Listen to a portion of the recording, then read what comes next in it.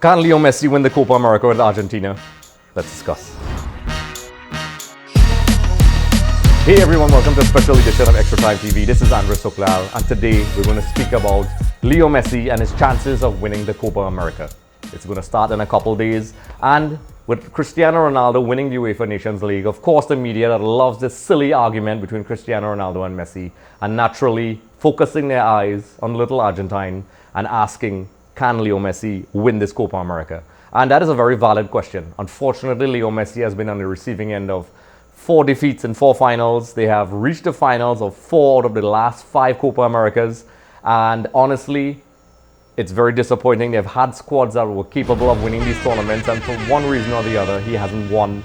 It is a burden on his back. A lot of people are criticizing him and saying that's the one blemish on his spectacular career as an Argentinian superstar and a world star. Make no mistake, my personal belief is he's one of the best, and even if he doesn't win anything with Argentina, that takes nothing away from him. I think he is legendary in his own right. But this is the world we live in.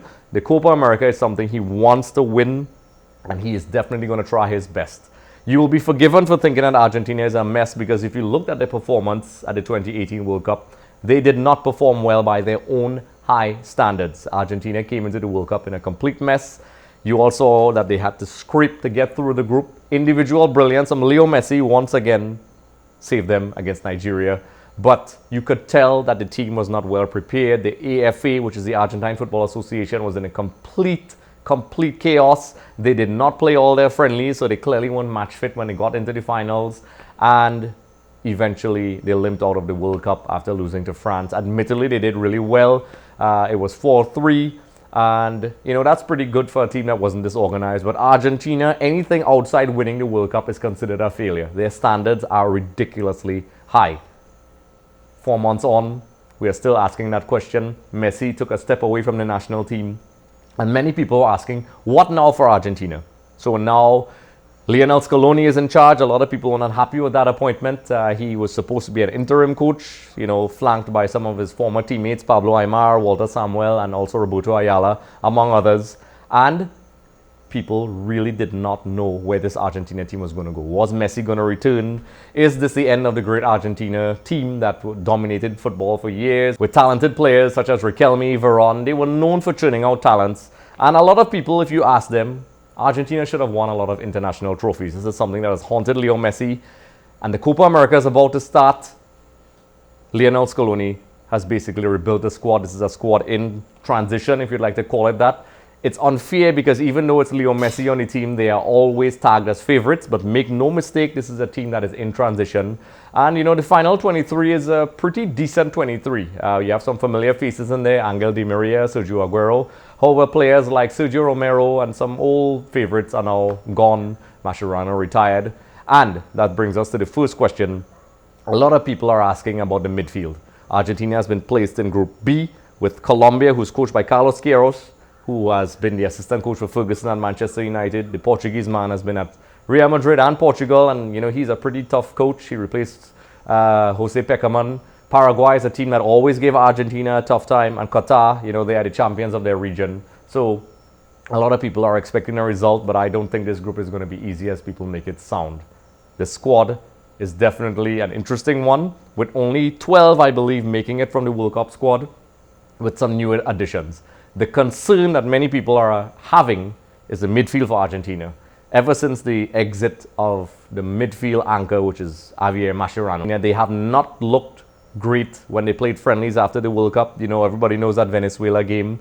Leandro Paredes and Lo Celso seems to be the guys that Scaloni has chosen to be the midfield linchpins. A lot of people are criticizing Paredes for his lack of defensive work.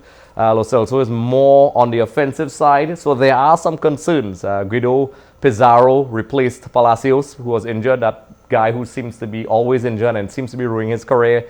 Real Madrid were on the verge of signing him, and that injury basically ruined that. And it seems that injuries may stunt this talented player's career. It's really sad. So to replace him, Guido Pizarro, and also the other Guido, it's funny that they have 2 of these guys on the team, are selected basically on their defensive ball-winning attributes.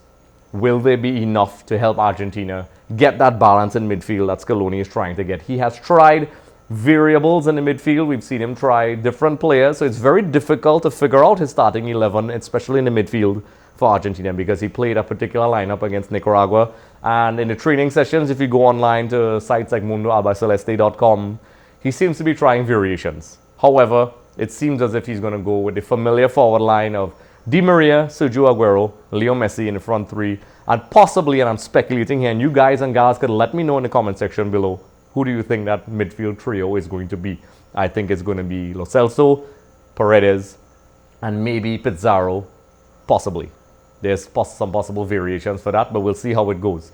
The defense, Saravia at right back, Petzela, Otamendi, possibly Tagliafico or Acuna. I personally prefer Tagliafico, but I've seen a lot of people in the forum say they prefer Acuna.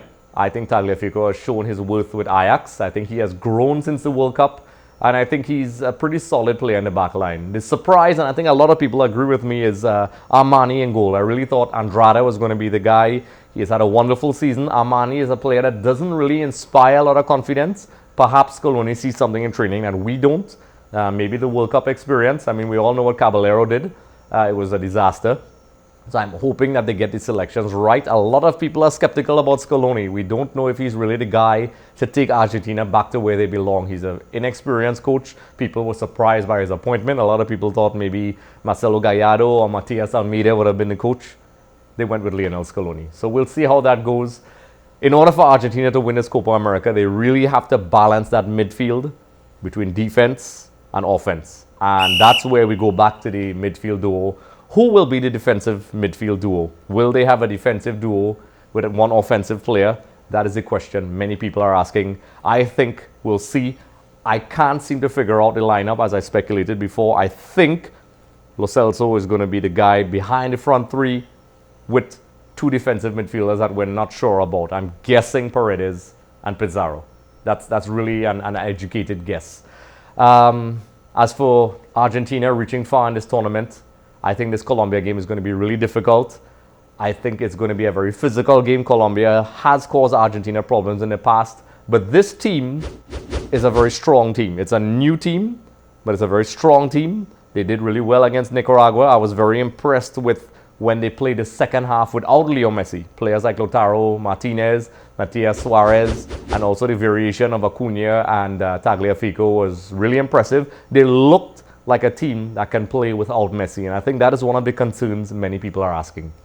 Can Argentina play without Messi? And legitimately, it looked like they couldn't. The players were not stepping up, and it looks like these young players are not afraid. You know, they are not afraid to be their own players, and we'll see if that works in the tournament. I think they have a really strong team. I think they are not favorites like they usually are. I think it's going to be a very difficult Copa America. It's being played in Brazil, but I think they have a really good chance of getting to the finals. Whether they win it or not is the problem. This is what started this whole discussion in the first place. Argentina have stormed the finals on many occasions and have fallen at the final hurdle for various reasons. Gonzalo Higuain comes to mind. The penalties of the Copa America where they lost to Brazil on penalties. It just seems as if they have to get over that psychological hurdle. So let me know what you think in the comment section below. Do you think Leo Messi can take this Argentina team, this young Argentina team, to glory and finally end his international drought? I actually think yes, but as we've seen before, Argentina with really strong teams have gotten to the final and have struggled. So let me know what you think in the comment section below. Do you agree? Do you disagree? What do you think is a lineup for this Argentina team? I'm sure it's probably going to be different from what I'm saying. Let me know, but thank you for watching. Just a reminder, everyone, for more episodes with Shaka Hislop, be sure to head over to our YouTube channel. Also, don't forget to subscribe for more updates, interviews, and content.